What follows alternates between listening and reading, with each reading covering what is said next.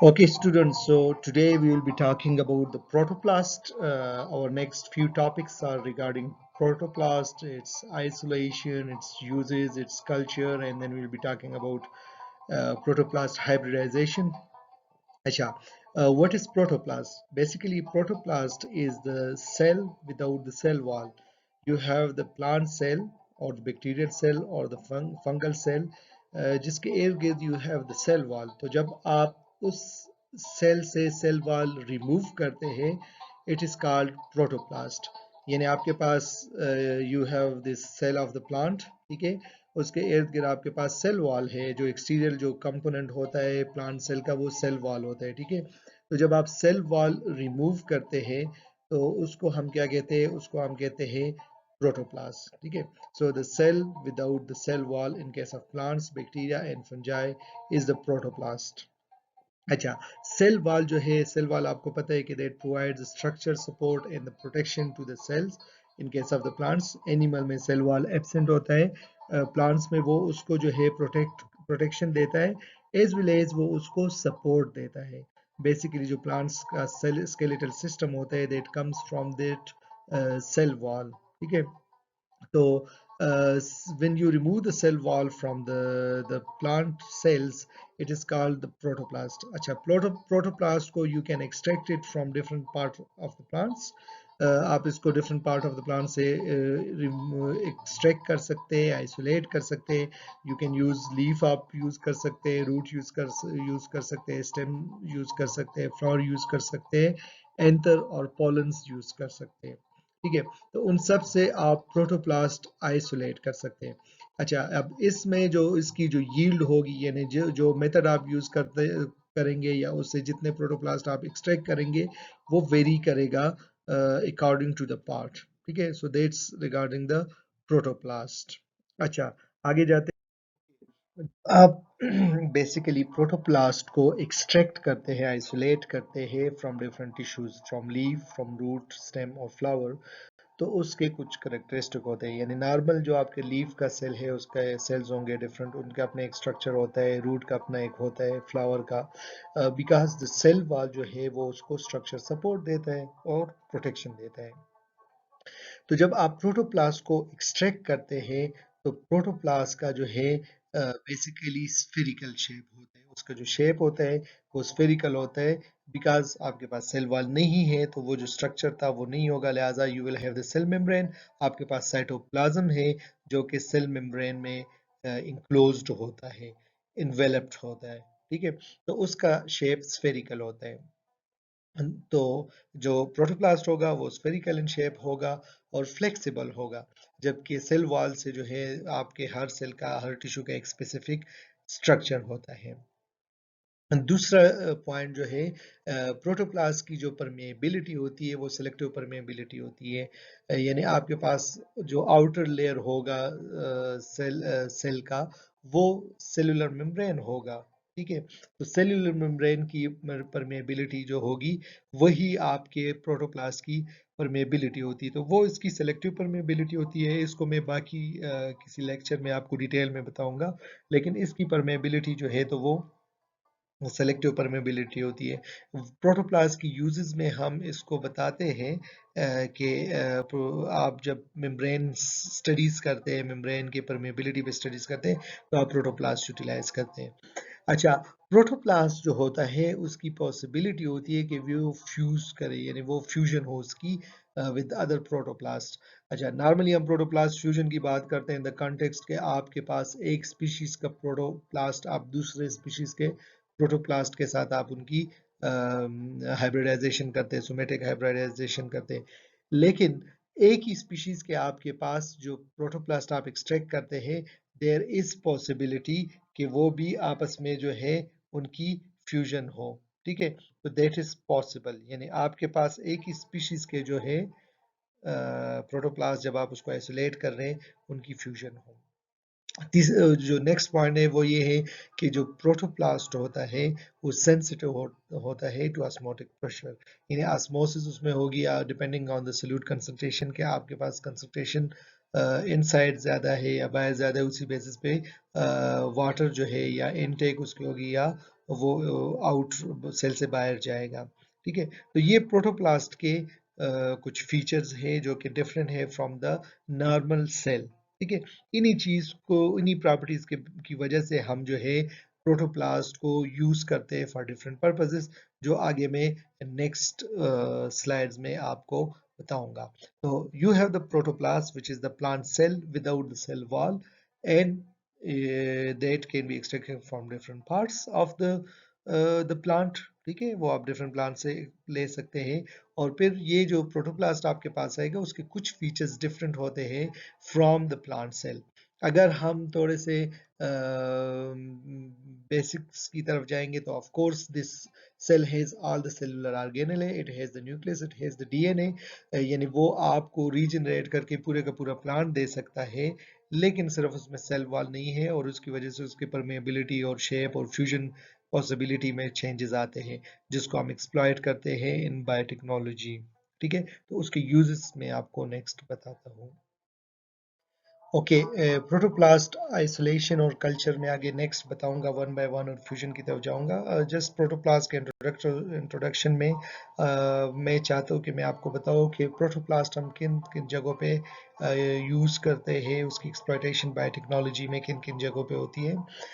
तो first use of protoplast is in micro propagation. Basically micro propagation में आप क्या करते हैं कि प्लांट प्रोपगेशन आपके पास नॉर्मली सीड के ज़रिए होती है, या आपके पास जो है प्लांट प्रोपगेशन ग्राफ्टिंग कटिंग्स वगैरह की तरफ क्लोनल प्रोपगेशन की जो मेथड्स है उसके थ्रू होती है। लेकिन एक मेथड हमारे पास जो बायोटेक्नोलॉजी में हम यूटिलाइज करते हैं वो है माइक्रो प्रोपगेशन। उसके डिटेल्स में नेक्स्ट टॉपिक्स में या अलहदा से कभी किसी वीडियो में दूंगा। जो होता है आपके पास जो माइक्रो प्रोपगेशन में आप एक स्मॉल माइक्रो पार्ट जो है एक प्लांट लेते हैं और उससे आप प्लांट को प्रोपगेट करते हैं। तो उस जो स्मॉल पार्ट्स आप लेते हैं उसमें से एक ऑप्शन ये है कि आप प्रोटोप्लास्ट ले और प्रोटोप्लास्ट जो है उनको कन्वर्ट करें कैलस में और फिर उससे प्लांटलेट्स ले। तो प्रोटोप्लास्ट आप लेके उससे लार्ज नंबर ऑफ प्लांट्स उससे प्रोड्यूस कर सकते हैं।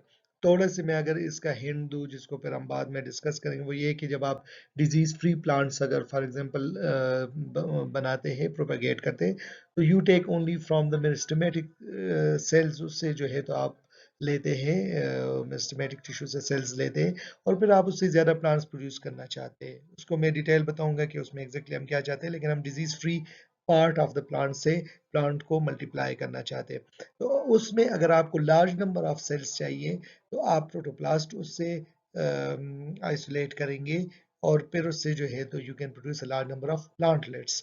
तो प्रोटोप्लास्ट हैज दैट पॉसिबिलिटी कि आप जो है प्रोटोप्लास्ट आइसोलेट करें उस टिश्यू से और फिर उनको जो है ग्रो करके कल्चर करके आप उससे केलस बनाए, एज वेल एज उससे आप फर्दर प्लांटलेट्स बनाए।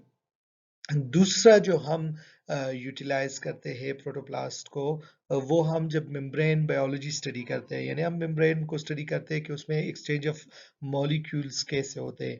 जो आपके पास सेलुलर मेम्ब्रेन है उसमें डिफरेंट मॉलिक्यूल्स जो है वो इनफ्लो कैसे होती है, उसकी आउटफ्लो कैसे होती है, उसको जब हम स्टडी करते हैं तो हम बेसिकली सेल वॉल का जो बैरियर है उसको रिमूव करने के बाद हम प्रोटोप्लास्ट पे वो स्टडीज करते हैं। यानी हम एक्सचेंज ऑफ मॉलिक्यूल्स को बेहतर तरीके से स्टडी करने के लिए the people are using protoplast. ठीक है, तो जब आप मेम्ब्रेन पे स्टडी करेंगे तो you will the scientist they are using protoplast for doing such kind of studies. तीसरा जो आपके पास है वो है extraction of plant compounds.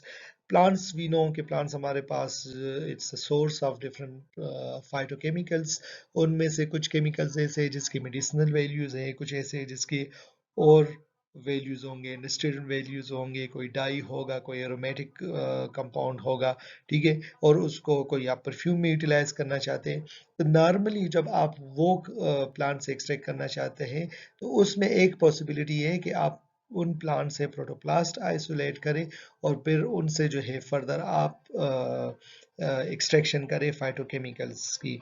So there are studies की जिसमें प्रोटोप्लास्ट को एज ऑप्शन बताए गए हैं टू एक्सट्रैक्ट दीज फाइटोकेमिकल्स। ठीक है। और उसकी यूटिलिटी बताई गई है कि अगर आप नॉर्मल पूरे प्लांट से या प्लांट पार्ट से एक्सट्रैक्ट करते हैं तो उसके कंपैरिजन में इसकी एफिशिएंसी कितनी है। तो these are some of the uses के जो हम प्रोटोप्लास्ट को यूज करते हैं। ठीक है। नेक्स्ट में मैं आपको बताऊंगा कि हम जेनेटिक्स से रिलेटेड स्टडीज में और इम्प्रूवमेंट में किन किन जगहों पे इसको यूटिलाइज करते हैं। ठीक है। तो इस स्लाइड पे आप माइक्रो प्रोपेगेशन के लिए यूटिलाइज करते हैं, आप मेम्ब्रेन बायोलॉजी अंडरस्टैंड करने के लिए प्रोटोप्लास्ट को यूज करते हैं, और प्लांट से डायरेक्टली कंपाउंड एक्सट्रैक्ट करने के लिए यूज करते हैं प्रोटोप्लास्ट को, या आप उसको सेल सस्पेंशन की तरफ लेके जाते हैं और फिर उससे जो है मेडिसिनल या एरोमेटिक जो भी सब्सटेंसेस है, कंपाउंड्स है, उसको एक्सट्रैक्ट करते हैं। ओके। ये जो इस स्लाइड पे मैंने पॉइंट्स लिखे हुए वो यूटिलाइजेशन है प्रोटोप्लास्ट की जो नॉर्मली हम जेनेटिक्स में यूज़ करते हैं या जेनेटिक इंप्रूवमेंट के लिए यूटिलाइज करते हैं। फर्स्ट वन इसमें ऑफ कोर्स है कि जब आप जेनेटिक ट्रांसफॉर्मेशन करते हैं, जब आप किसी भी प्लांट की ट्रांसफॉर्मेशन करते हैं तो डिफरेंट आपके पास ऑप्शंस हैं। आप उसमें सेल भी यूटिलाइज यूज़ कर सकते हैं। आप इवन जो है तो उसको केलिस में कर सकते हैं, किसी भी स्टेज पे कर सकते हैं। लेकिन देयर आर स्टडीज के वो सजेस्ट करती हैं कि आप प्रोटोप्लास्ट को भी यूटिलाइज कर सकते हैं। बेसिकली कंसेप्ट ये है कि जिन केसेस में आपके पास सेल वॉल जो है वो डीएनए की ट्रांसफॉर्मेशन या उसकी पासिंग को डिस्टर्ब करे, उस केसेस में it's better to use protoplast. ठीक है। क्योंकि प्रोटोप्लास्ट में सेल वॉल नहीं होता तो आपकी वो जो बैरियर होगा वो इसमें नहीं होगा।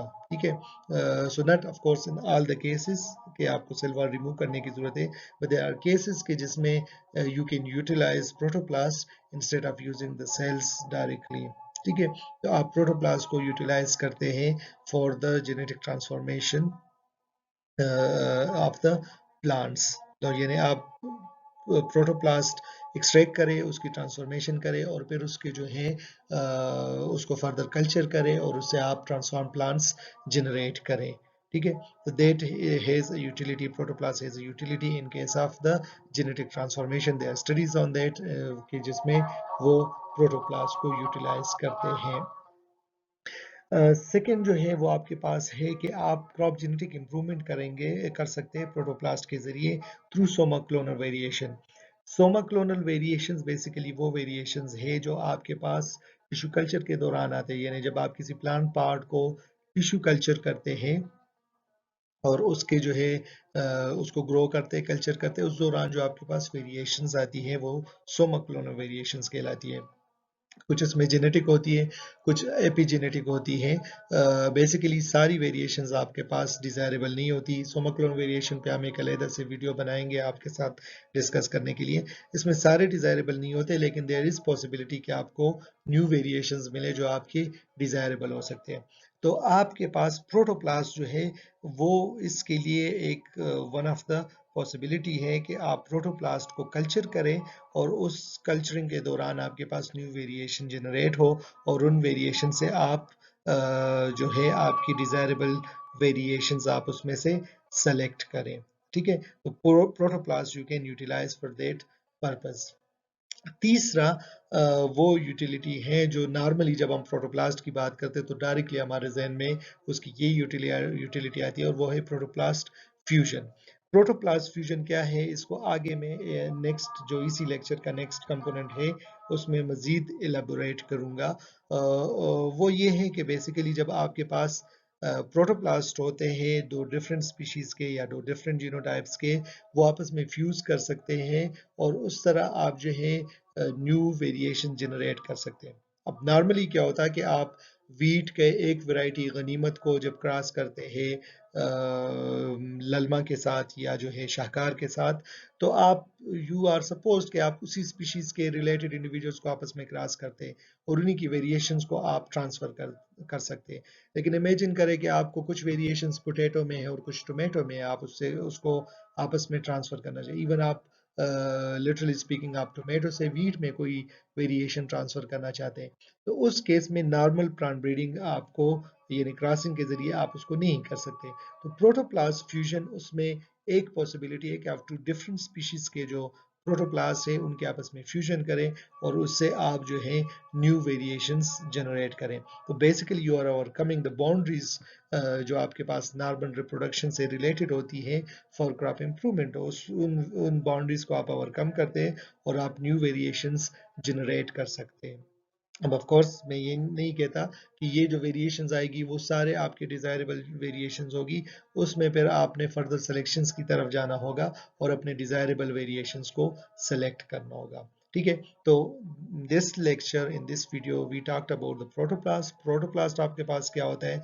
प्रोटोप्लास्ट जब आपके पास सेल, प्लांट सेल में जब आप उससे सेल वॉल रिमूव कर देते हैं, आपके पास क्या आता है? प्रोटोप्लास्ट आते हैं। उसके फीचर्स कुछ हमने बताया कि उसमें फ्यूजन हो सकती है, स्फेरिकल होते हैं, उसकी आस्मो परमेबिलिटी जो है, सेलेक्टिव परमेबिलिटी होती है। और फिर हमने उसके यूजेस बताए। उसके यूजेस में हमने बताया कि हम जो है तो प्रोटोप्लास्ट को यूटिलाइज कर सकते हैं for different purposes.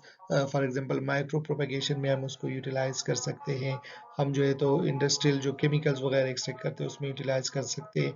सोमोक्लोनल variation generate कर सकते हैं, प्रोटोप्लास्ट में जेनेटिक ट्रांसफॉर्मेशन कर सकते हैं और प्लांट फ्यूजन में हम उसको यूटिलाइज कर सकते हैं। Of course membrane permeability studies या मेम्ब्रेन स्टडीज के लिए भी हम इसको यूटिलाइज कर सकते हैं। तो नेक्स्ट लेक्चर में, नेक्स्ट क्लिप में मैं आपको प्रोटोप्लास्ट कल्चर और आइसोलेशन के बारे में बताऊंगा।